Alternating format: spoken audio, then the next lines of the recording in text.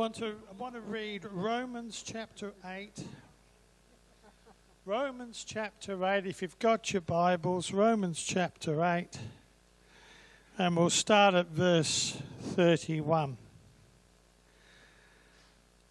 And it's headed up, nothing can separate us from our God's love.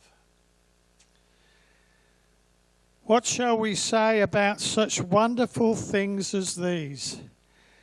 If God is for us, who can ever be against us? Since he did not spare even his own son, but gave him up for all of us, won't he also give us everything else? Who dares accuse us whom God has chosen to be his own? No one. For God himself has given us right standing with himself.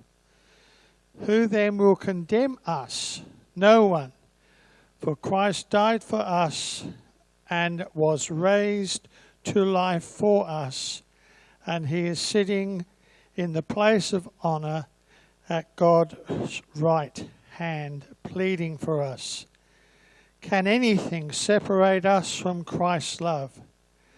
Does it mean he no longer loves us if we have trouble or calamity, or are persecuted, or are hungry, or are destitute, or are in danger, or threatened with death? As the scripture says, for your sake we are killed every day. We are being slaughtered like sheep. Despite all these things, overwhelming victory is ours through Christ who loved us. And I am convinced that nothing can separate us from God's love. Neither death nor life, neither angels nor demons, neither our fears for today nor our worries about tomorrow, not even the powers of hell can separate us from God's love. No power in the sky above or in the earth below, indeed nothing in all creation, will ever be able to separate us from the love of God who is revealed in Jesus Christ our Lord. And the congregation said, Amen. Absolutely. We're going to sing, God is for us. Let's stand and sing the first song this morning, God is for us. And let's remember that if God is for us, who on earth or in heaven or in principalities can ever be against us?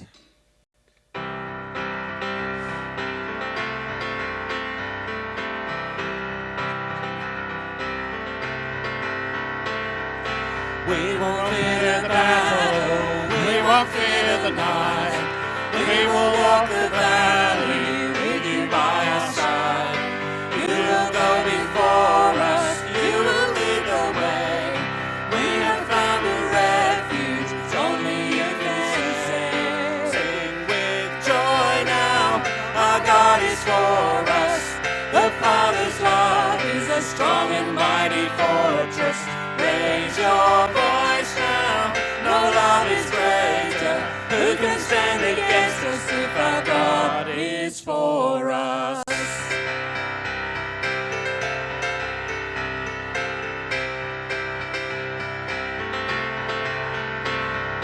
Even when I stumble, even when I fall, even when I turn back, still your love is sure. You will not abandon, you will not forsake. You will hold and keep me in never-ending grace. Sing with joy now, our God is for us. The Father's love is a strong and mighty fortress. Raise your voice now, no love is greater. Who can stand against us if our God is for us?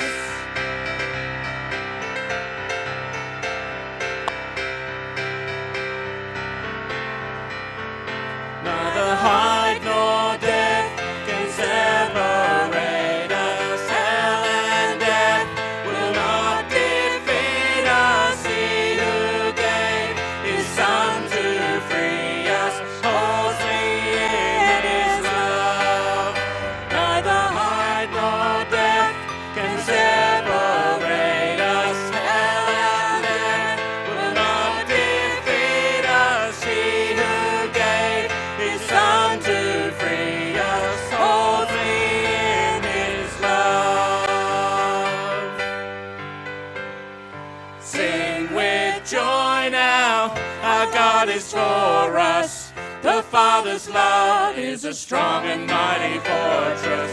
Raise your voice now, no love is greater. Who can stand against us if our God is for us? Sing with joy now, our God is for us. The Father's love is a strong and mighty fortress.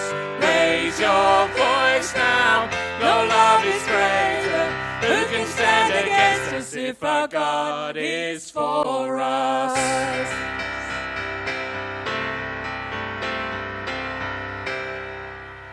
Amen. What a great song to start off with this morning. Sorry, the microphone's not working. It is. Can you hear me? That's good. I'm trying to pick it up in my ears, but they're obviously not good.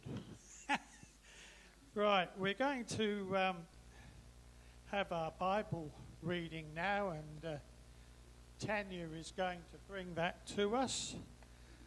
Psalm 145, verses 10 to 21. Thank you, Tanya.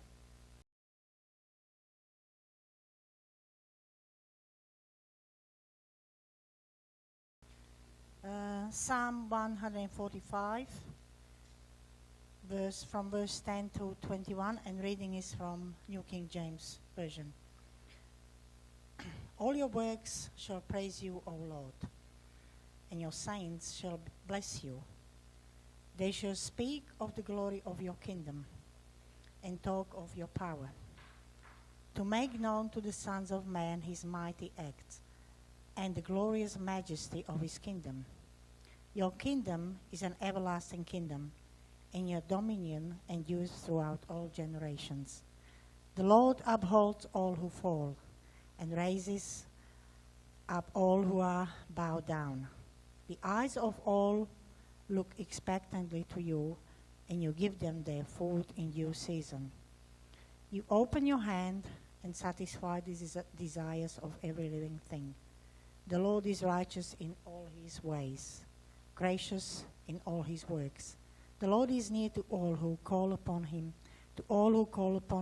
in truth. He will fulfill the desire of those who fear him. He also will hear their cry and save them. The Lord preserves all who love him, but all the wicked he will destroy. My mouth shall speak the praise of the Lord, and all flesh shall bless his holy name forever and ever.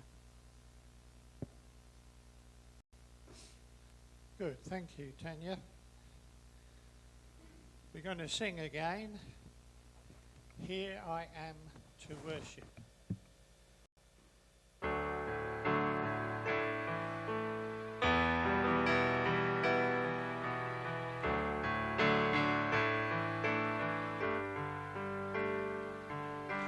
Light of the world, you step down into darkness.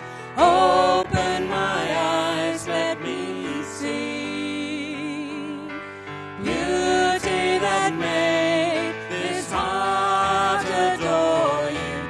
Hope of a life spent with you. So here I am to worship.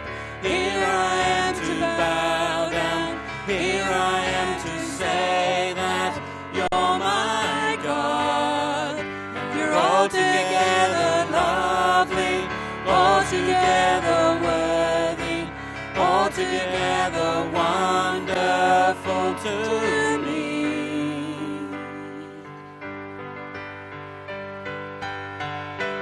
King of all days, oh so highly exalted, glorious in heaven above. Humbly you came to the earth you created.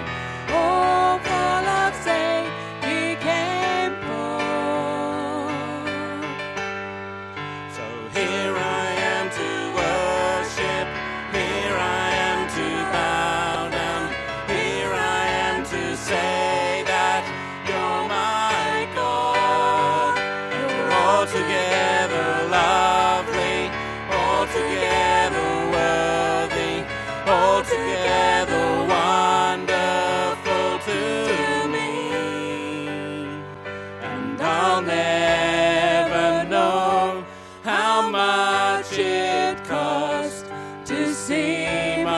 sin upon that cross, and I'll never know how much it cost to see my sin upon that cross.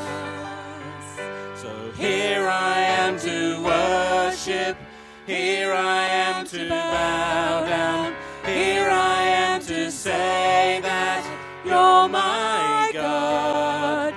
You're altogether lovely, altogether worthy, altogether wonderful to me.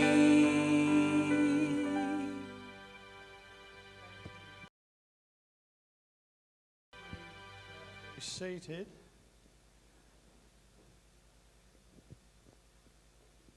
Just before I ask James to come up and to share the notices and a prayer with you, just want to welcome everyone here this morning and everyone at home watching this video. It is good to come together and remember that God gave his Son Jesus Christ that we might have the life that we're living.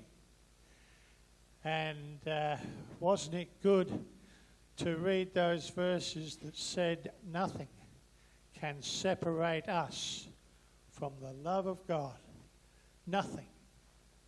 So if you want to think of something that might separate you from God, then put it to one side, because God knows your heart and he's never going to leave you, and he's never going to let anything take you away from him and his love for you. Thanks, James. Now, some tremendous scriptures this morning that we've read, and thank you, Tanya, for reading that psalm. It's hard to sort of look through it and pick one that stands out. The thing that strikes me all the way through it is this constant repetition of who God is, who Yahweh is, and this description of his character the whole way through the psalm. And I think it's verse 17 and 18. Yahweh is righteous in all his ways and kind in all his works. Yahweh is near to all who call on him in truth. There's a condition there. You don't call on him just because he ticks a box at the right time. You call on him in truth because he's always there. He will never leave us nor forsake us. Nothing can pluck us from his hand. All those things. We approach him recognizing who he is, the tremendous truth of the greatness of our God, and we call on him and he won't let us down. What a tremendous God we serve. Just a couple of things to bring to your attention. It's been a great time of school holidays as we've had our downtime, and Mittens were away enjoying their time with the family, and we were having our time here enjoying things sometimes the routine is the struggle. As school holidays come, routines disappear because the whole structure of school brings that, or at least in my household it does. And that sometimes overflows into the way things happen in the church. So one of the things I need to talk about this morning is a small housekeeping thing, which I think sort of drops away a little bit when the routines fall away. We've sort of let slip a little bit the whole no food in here and no food out the back thing. And so our cleaners are finding food scraps throughout the building. So we are asking for families, adults, kids, grandparents, aunties, uncles, everyone. Can we work together as a family to make sure that we're keeping the food either in the cafe or outside? Kids, how great are those bread rolls? How great are they? Not that good. Kids, how great are those bread rolls that you love going to every Sunday morning? Right, do you reckon, you guys, when you have your bread roll, please have them and love every scrap of them. But can you sit at a table with one or take it outside so that the birds can eat the crumbs? Can you do that? Reckon you guys can do that? Just the once a year reminder of what we need to do. This is what you do at home, isn't it? How many parents are telling their kids, eat at the table? Or outside. Mum, can I have my dinner in my bedroom? No, because there is a 99% chance that the dishes aren't coming back and we won't find them for a week. So it's the same concept of what it's like being in a home family versus being in a church family. We just need to serve each other, look after those that are actually looking after this building, and make their job as easy as possible. So that would be fantastic if we could keep that up. Our youth is going to be starting up this week. If you got, we've decided to sort of open up a little bit more and invite the year sixes in this year. So Ella's ecstatic. Yeah. So this week we're going to start off. We're just doing it every 3 weeks. So we're going to start off with a party games night at my place. So we've got, I know Belle's away this week, so we're a little bit down on leaders this week. So it's going to be Marcia and I. We're going to be exploring what it means to trust God this term with the young adults, what it looks like, which can be quite challenging to kids that don't know God. How do you trust someone that you don't? Well, let's start answering that question. How do you get to know him? What has he done for you?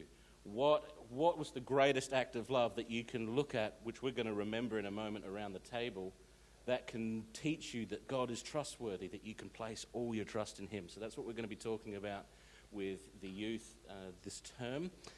Also going to be talking about trusting God in kids' church this morning. So I'm going to ask, you said I was going to lead in prayer, didn't you? Oh, okay, I'll do that. I'm going to pray for us this morning, pray for Harry as he comes to bring the word. I didn't get to let you know. Peter said that Margaret went to hospital this week with a really bad ulcer, and this morning she was screaming in pain. So we just need to be praying for Margaret. All right, no worries. We'll take some time to pray for Margaret. We're going to pray for our kids out at Kids Church, pray for the youth, pray for Harry. Is there anything else that you'd like us to cover in prayer this morning as we turn to our God? He's righteous in all his ways and kind in all his works, even when things don't look the best. His kindness and goodness is still there. Beautiful. Let's just pray. Our Father and our God, we thank you for the tremendous truths that are in your scripture that we can lean on and trust in all circumstances. We thank you that you've brought us together as your family, as your people this morning in this place to praise and worship you because you truly are a tremendous God. And we want to acknowledge that and spend this time this morning in truth in our hearts, praising you for your tremendous love for us. We pray for our children and the lessons that they go through, both here, at home, wherever they are, Lord. We're asking that your Spirit would really ring the truths of your word into their lives, that they would start to really own who it is that you are and what you've done for them and what it means to trust you and to live for you. We pray for the kids that are in our youth that don't know you, Lord. We ask that as we continue to spend that time speaking to them about your truth and about your greatness, that your Spirit would be working in their hearts, that they might realize that there's something tremendous about knowing the God that gave himself for them. So we ask that you would bless us in our work as we continue to serve you. We pray for Margaret. We know it pains her every week to not be here with us when she can't make it. And this morning in her pain, we ask that your Spirit would be comforting her and giving her peace that helps her to know that you have not forsaken her, you have not left her, that you are kind in all your works. Lord, we ask that you would heal her, that you might give her relief from the discomfort that she has, but ultimately help her to keep her security firmly placed in your hands, because as we've said multiple times this morning, nothing can take us away from your hand, not even her pain. So, Lord, we thank you for your great love to us this morning. We pray for Harry as he brings the word later, that you would guide his words. We pray for our time in Kids Church this morning, that the kids might learn what it means to trust you. And we ask that you would glorify yourself through all that we do. In Jesus' name we pray. Amen. Thank you, James. Now, the next song we're going to sing is in keeping with the theme that we've got going this morning. And the fact that God is with us, for us, and has given his Son to die for us that we might have everlasting life. And along those lines, we're going to sing about the power of the cross. Now, during the singing of this song, we will take up the offering. So if we could have 3 volunteers to take up the offering during the singing of the power of the cross.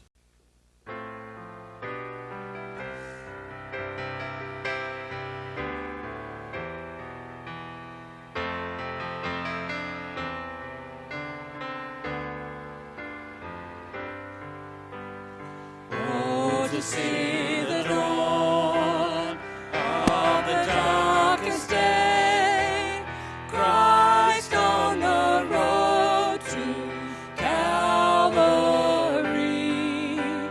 tried by sinful men, torn and beaten and nailed to a cross of wood.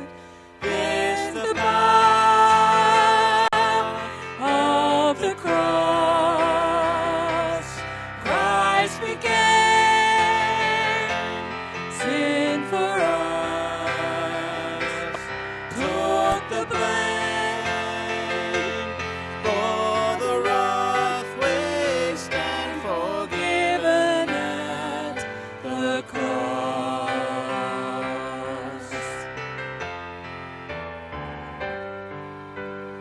Oh, to see the pain written on your face, bearing the awesome weight of sin, every bitter thought, every evil deed, crowning your blood-stained brow. This the power of the cross. Christ became sin for us, took the blame for the wrath waste and forgiven at the cross.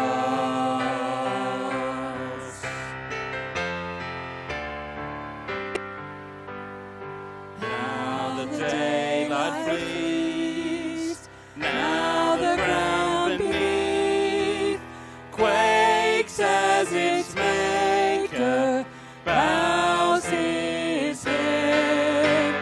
Curtain torn in two, dead erased alive, finished the victory cry.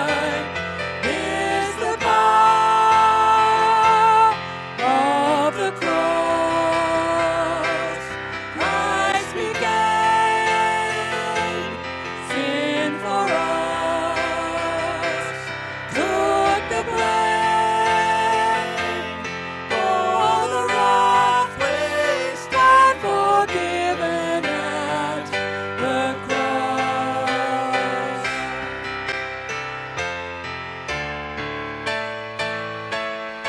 Oh, to see my name written in the wounds, for through your suffering I am free.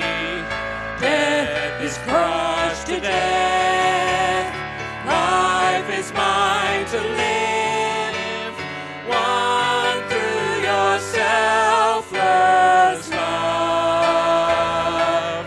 This the power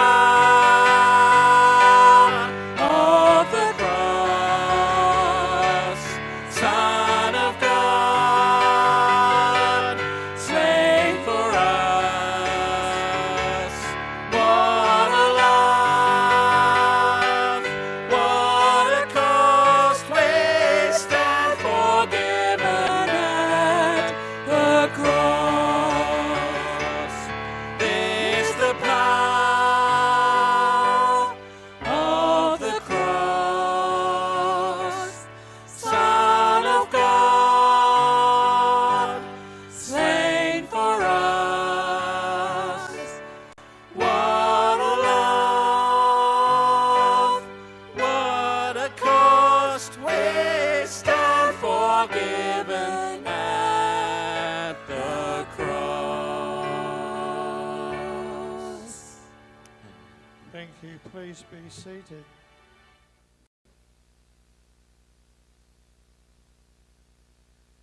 Oh, see the pain written on your face, bearing the awesome weight of sin. Every bitter thought, every evil deed, crowning your blood-stained brow. If we have a Saviour who was willing to go through that, how can we say he will forsake us? Isn't it a wonderful thing that we have a gracious Saviour in our Lord Jesus Christ? And I'm going to ask Ross now to come up and to lead us as we remember the body and the blood of our Lord Jesus Christ. Thank you, Ross. According to the press recently, some churches in Adelaide and around the world are changing their views to reflect God as gender neutral. This would mean the Lord's Prayer starts off as Our Father and Mother. Reading through the four Gospels, Jesus always referred to God as his Heavenly Father, or Father, and in the Garden of Gethsemane, my Father. The various references made by Jesus in the Gospels: if you have seen me, you have seen the Father. I and the Father are one.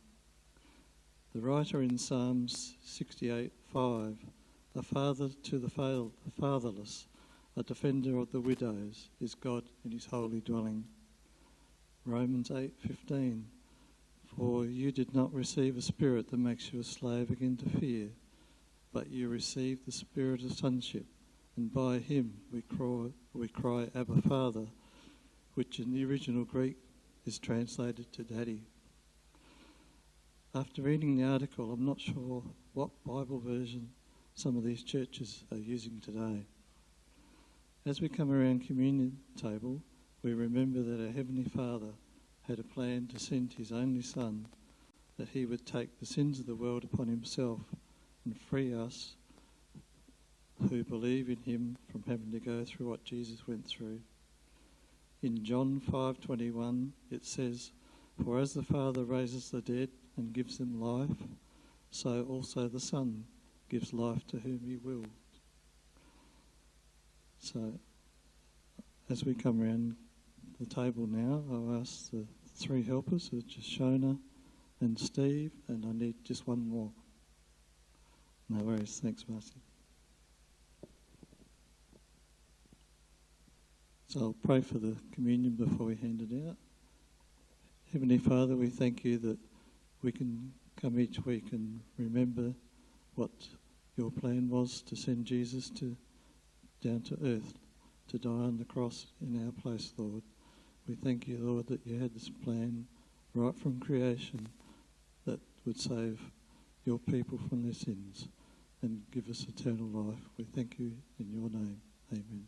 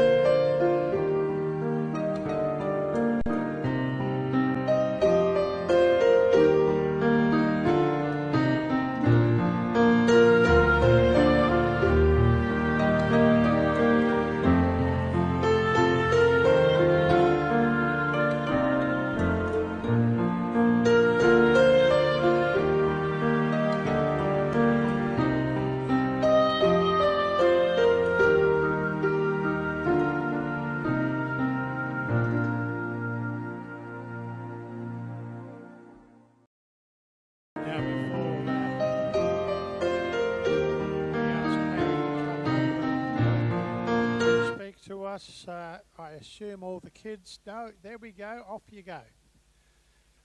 I didn't know whether they'd gone or they were still here, but no, they're still here, so it's time for Kids Church. I just want to pray for the offering before Harry comes up. Father, we thank you for all that we have discussed this morning. We thank you for the songs of praise that we can raise up to you. Father, we thank you for your Son, our Lord Jesus Christ, who has paid the price that we might have the life that you want us to live. And now, Father, as we just give thanks for this offering, we do so in the knowledge that it is a very small portion of what you have given to us. But we ask that you would use it to the furtherance of your kingdom. And we ask it in Jesus' name. Amen.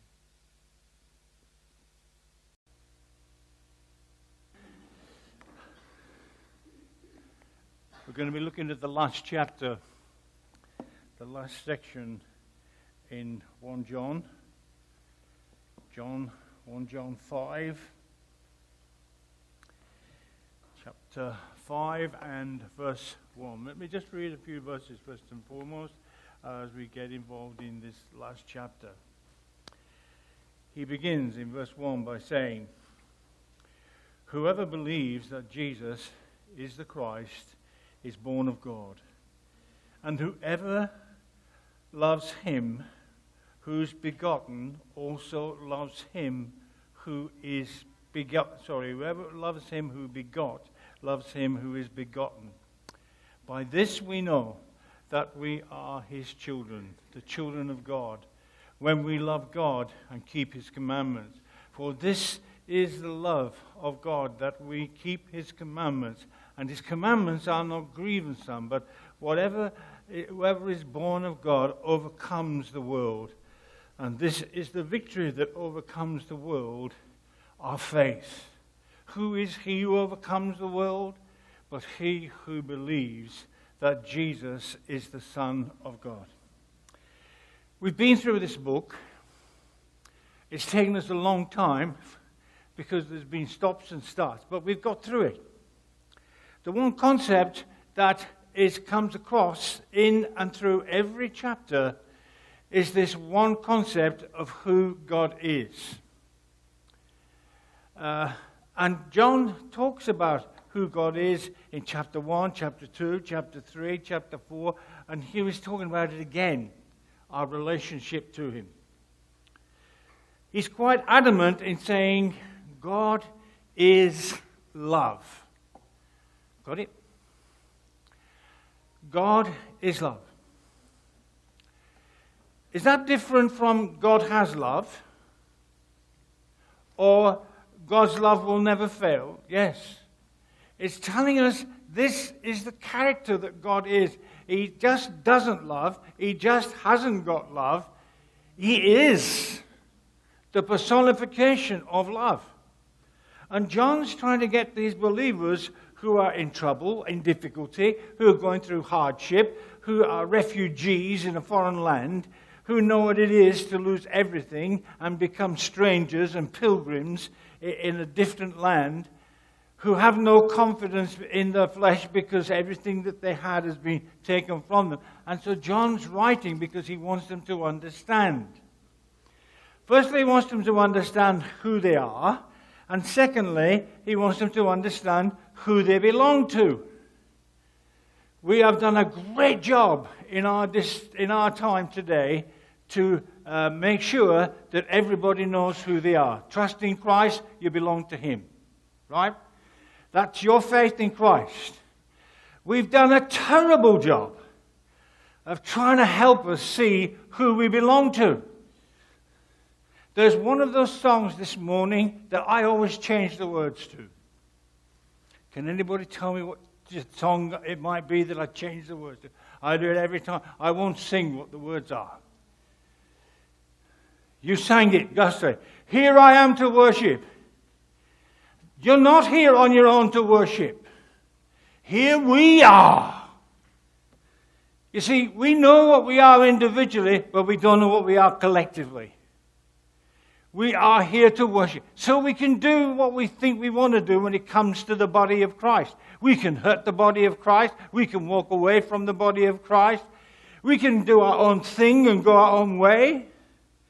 And John's trying to go, listen, you're not going to be successful unless you understand who God is. He is love, and who you are. We're all the children of God. I'm just going to recap, because it's a long time since we started this book. John's trying to tell them how to live when the world subjects us to all the trash that it does. We are subjected to all kinds of trash that's on offer in the world, and we get sucked in.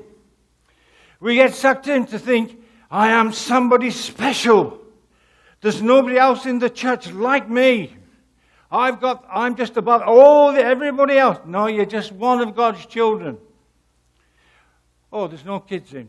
When your kids go to church, when your kids go to school, what are they? They may be your precious little angels, or whatever you call them. They may be somebody special in your life, but what are they when they go to school? They're just one of a number. They take the whole body. We're part of the school. They don't see themselves as the school. They're part of... John is asking us to do that. The world subjects us to the trash that it does. We heard what Ross was saying, and that's just the tip of the iceberg. We're in for a torrid time ahead of us, because the world's going to undermine Christianity. It's going to take away our privileges, and it's going to make it very difficult for us. I'm glad I won't be around in 20 years, right?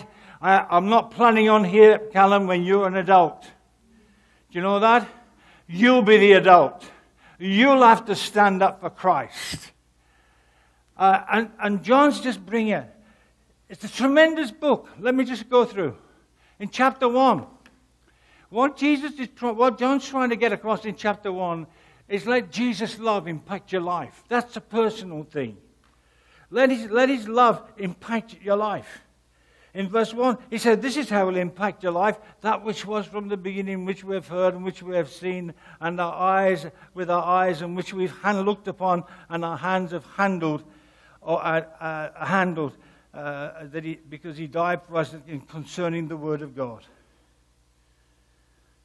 Let that impact your life.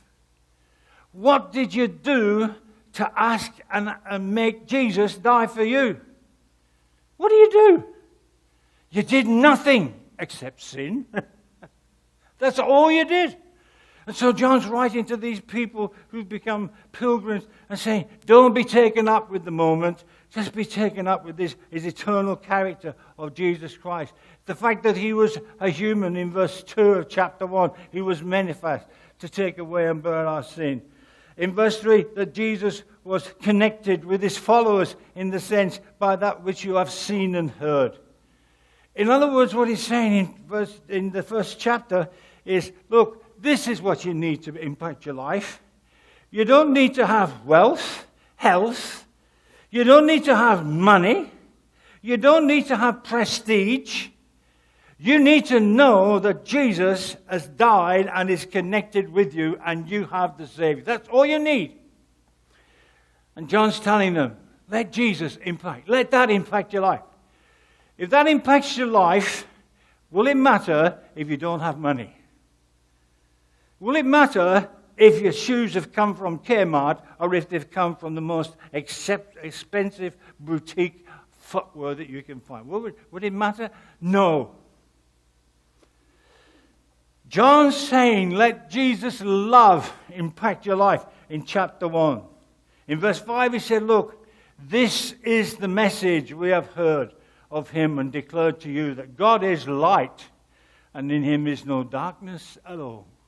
Let that, God understands. He's the light. He's the love. He's the one that wants to impact your life. So in chapter 1, he's saying, as an individual, let Jesus impact your life. Don't let circumstances, don't let situations, don't let money, don't let health, don't let anything else get on top of you. Don't become subject to the trash the world is offering you. It's Christ. In chapter 2, he says, aim to show Jesus' reality in your life. And the reality that Jesus has in our life is that in verses 3 to 5, he says, this we know that we know him if we keep his commandments, and he who says, I know him, and does not keep his commandments, is a liar, and the truth is not in him. Here's our aim. Here's what John's saying to these believers. That's what you need to be impacting, letting Jesus impact your life. Do you know right today, if you watch current affairs, I don't know what it was, 60 minutes, 90 minutes, I don't know. We watched the program. Hillsong were in a mess. They're in a real mess. What it looks like on the outside is there's going to be a tremendous class action against them.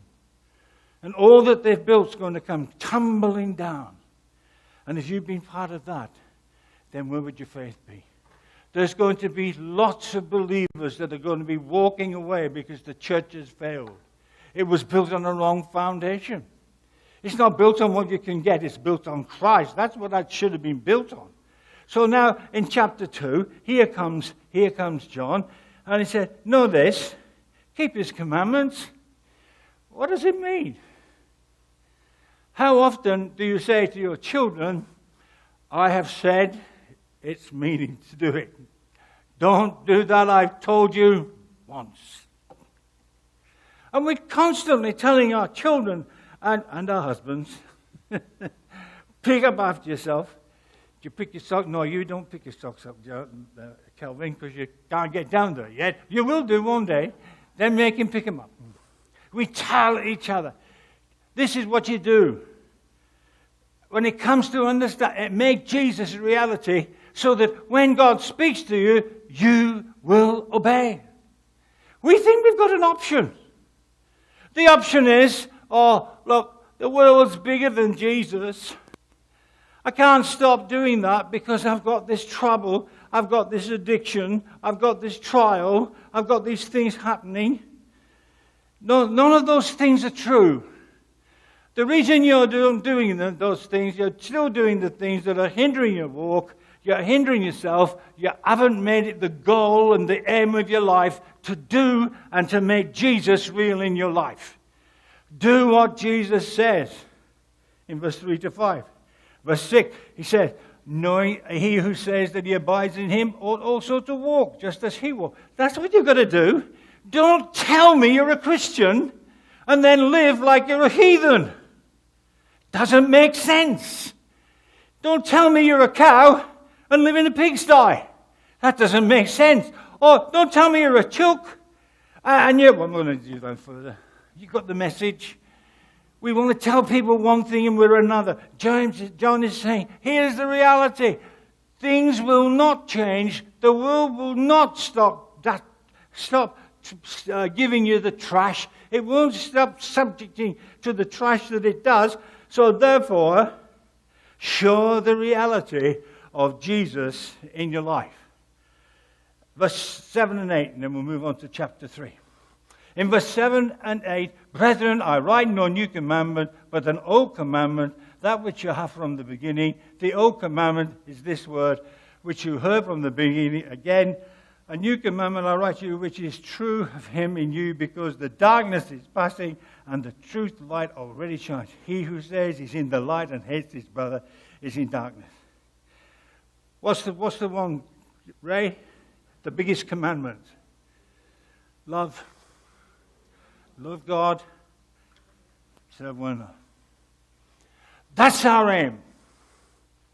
Our aim is not love God and expect to have everything everybody else has. Love God and we expect to be as healthy as the most healthiest person in the world. John's bringing this message in this book because he wants them to understand if we're going to get over the troubles in the world, if we're going to face the trash that we have to wade through every day.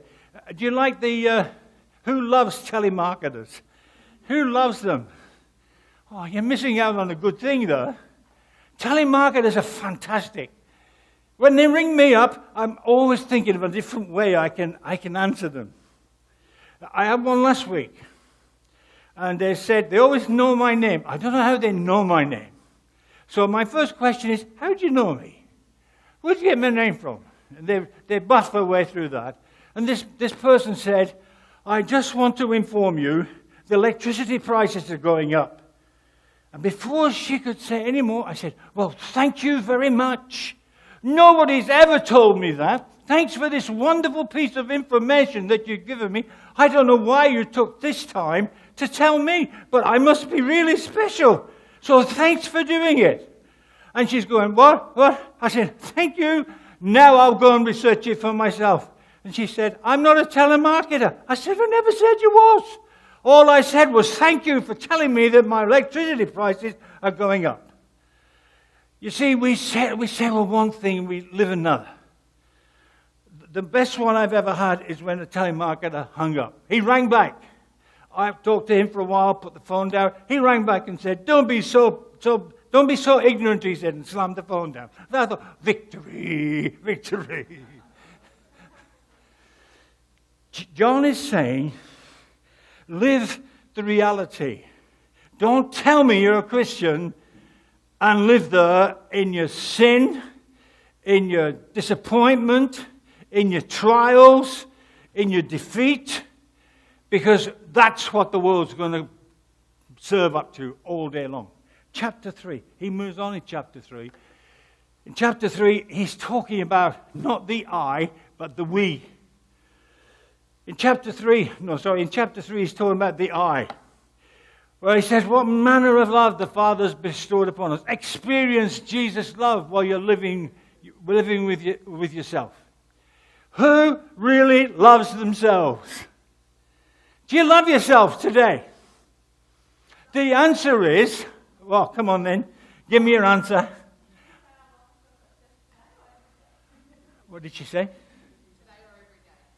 Today or every day? Just today or every day? Now you've answered my question.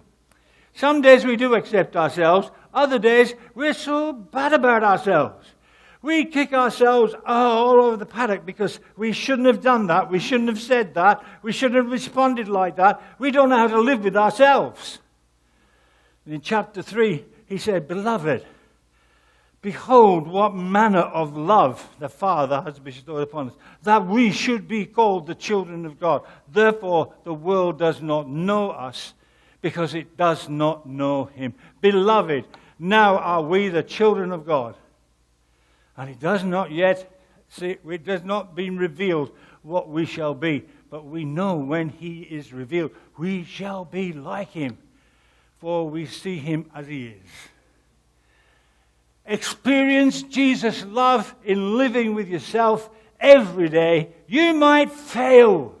You might be miserable. You might not be able to do what you want to do. You might do things that you shouldn't do. So then what are you going? Are you like Pilgrim? Who's read Pilgrim's Progress? That's a book that's getting out of fashion these days. It needs to become back into fashion. Who's Pilgrim? Goes down. It talks about him going into the pond of despair, down to the road of self-criticism. What John's saying is, the world's going to send all this trash to you. It's trying to tell you, you should be better than you are. You shouldn't fail. You shouldn't be facing this. If we shouldn't have done any of those things, then Christ died in vain. Why did Christ die? So we could be connected to God. And in chapter 3, he's talking about us individually. As individual, we should experience God's love. We should take his love into our hearts. We should allow his love in verse 10 to stimulate us in chapter 3. In this, the children of God and the children of the devil are manifest. Whoever does not practice righteousness And I'm mentioning that word practice again. It doesn't say whoever is perfectly righteous. It's that word practice. And John is getting across. Chapter 4. In chapter 4, I've just about finished my introduction. In chapter 4, he goes, embrace Jesus' love by living peacefully in the church. Here's where we fail. We don't see we're connected. We don't see we have a part to play in the church of God. In chapter 4, he says in verses 1 to 6, beloved, do not believe all the people, all the spirits that are there, all the false teachers that come. By this, in verse 2, by this you know the Spirit of God. Every spirit that confesses that Jesus Christ has come in the flesh is of God. Embrace Jesus' love by living peacefully in the church. He's talking about how we live together in harmony in verse 11. Beloved, if God loves us, we ought to love one another. That's why I think that song, Here I Am to Worship, really needs to be changed. I know I'm an individual in God's sight, but what I don't realize is how connected I am to the body. How I am part of the church. And I sat there this morning saying, here we are to worship, here we are to adore you, here we are as a group of your people together, praising your precious name. We live in harmony with each other. We live peacefully in the church. We don't see ourselves as individuals sitting by ourselves here. We see ourselves as collective, as a body who love Christ, who want to serve Christ and give him his rightful place. So in chapter 4, he brings this truth that together we need to know how to live in harmony. If you were to go back now, if you've been in the church a while, you would realize people leave church for the most stupidest of reasons. Right? Just think a minute. You got some, I bet everybody could say, oh, that was a stupid reason why that person left. I know people that have left the church because the PowerPoint was put in the wrong place. You go, how stupid was that? Really stupid. I know people that have left the church because they didn't see eye to eye with how communion was done. How stupid is that? How silly is it to go, we're going to divide ourselves and cause heartache. People cause heartache to the rest of the body when they walk away for no unknown reason. You know the worst people? The people that won't come and talk to you about it. The people that will tell lies. And they'll say, no, everything's fine. They'll go, we want to be your friends. We just don't want to worship with you. We're a body of Christ. And so John's saying, look, individually, you need to know you're an individual believer. But collectively, live at peace within the church. Now we come to chapter 5, which is what our message is about today. We won't get very far, but we'll get to the end. In chapter 5, what John said, allow his love to live within you. Whoever believes that Jesus is the Christ is born of God, and everyone who loves him as begotten also loves him who he begot.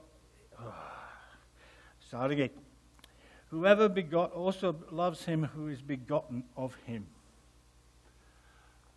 In chapter 5, what John's talking about now, to give us the whole picture, he started with the fact of our own life. He started with the reality of life. He's gone to our own understanding of ourselves, living at peace with ourselves. He's taken us to the body and says we need to live in harmony together. And now he's moved in chapter 5 and said every one of us needs to live with Jesus' love living inside us. What a tremendous thing. Reflecting on God's love constantly. Do you do that? Do you reflect on God's love constantly? Or do you reflect on the hardship of life, on the difficulties of trials, on the upsetting of the fact that life's not going as good as it should go? we were looking for a really good time with our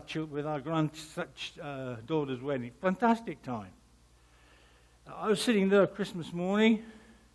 I'd been busy the day before, and suddenly my leg went click, and I couldn't walk. I thought, I'll never get to the wedding. How can I sit in the car for 12 hours? How can I go along? How can I help Shona drive? I go, never mind, God's with me. And I sat in this car for the 12 hours under constant pain, thinking about what? Thinking about, oh, poor me. Oh, I need to go home. Oh, I want to go back home. Don't take me any further. No, I think, no, I'm going to get there. But there was a lot of stuff I couldn't do. And I got, yeah, I'm going to do it. Shoved the painkillers in and got going. You see, we let the trash that the world serves up on us affect our relationships. We can do all things through what? Christ who strengthens us. Here's the message. Allow Jesus to live within you. Let him come in. Jesus has a tremendous word when he talks about that. You know what word it is? I'm going to put you to the test. What word does Jesus use when he says, let me in? What word in the Gospels does Jesus use when he said, let me into your life? Let me in. One word. One word. You know it over. You said it. You can remember it. But you can't put it in its context. One word. Anybody got one? You must have one. You must have one word that says, this is the whole essence of my life. This is the essence of allowing me to live in your life. This is the word. Abide. Let me abide in you. You abide in me and I will abide in you. The word abide means be at home, be at one with one. And John's saying, allow Jesus' love to live within you. Let it abide with you. You invite Jesus into your heart, into your life. What is salvation? Not how good you are, not how faithful you are, not how often you come to church, although coming more would be helpful, but that's not about it. What it is about I'm abiding with God. I'm asking him into my life. I'm saying, come into my life. Come into my every day. I'm not being reborn again every day. I'm living in the light of what it is. And John says we should be children who've been begotten. We should love one another. And we should allow Jesus' love to abide with us. In verse 3 he said, this is the love of God, that we keep his commandments, and his commandments are not burdensome. For whoever is born of God overcomes the world. My last plea this morning. Are you being sucked in by the trash? Or are you overcoming?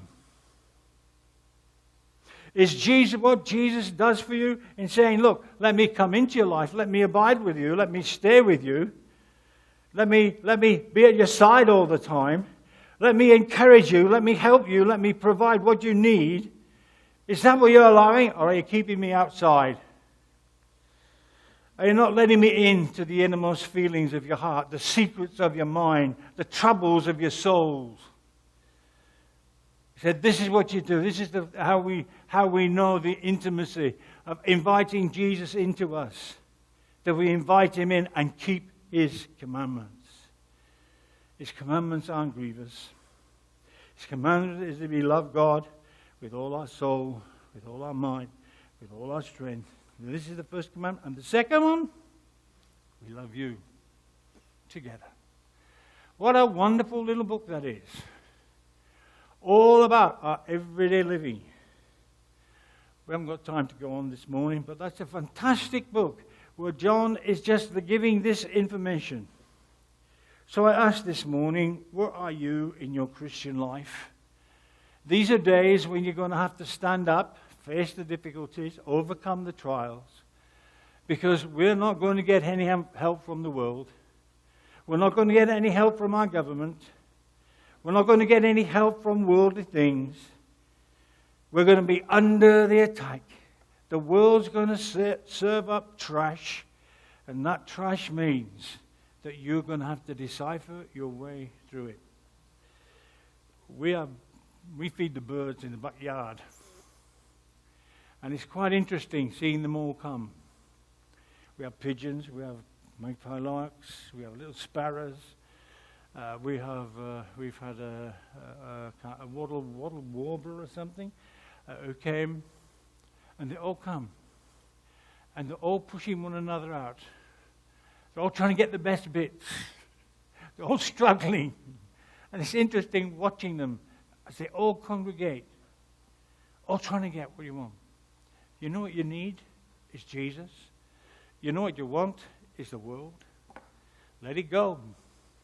Let it have its way. Let the trash go where it should be, in the trash bin. And let Jesus be the one who ministers to you. Making him the impact, letting him impact your life, or showing the reality in your life, or being at peace with yourself, or living at peace within the church. But allow Jesus to come into your life and take control as he wants to today. Let's pray together. Our Father, we thank you for the wonderful gospel message. It's not what we have done, nor that we can achieve. It's not our goal, and it's not our inward powers. It's the fact that Christ died for us, the Son of God. He gave himself. We thank you that we started this morning with that wonderful, wonderful scripture. Who can separate us from the love of God? The answer was nobody. But what can separate us from the love of God is ourselves. Because we don't come and apply it to us. Minister to us that we might surrender our lives. Give our hearts. Let you have your way. Cause your spirit to be freedom in our minds. To lead and to guide us to the valleys where we can feast and feed upon yourself. Thank you this morning that we come. Thank you that we've been able to worship. And bless us this morning, we pray, as we go on our way, because we give you thanks. In Jesus' precious name. Amen.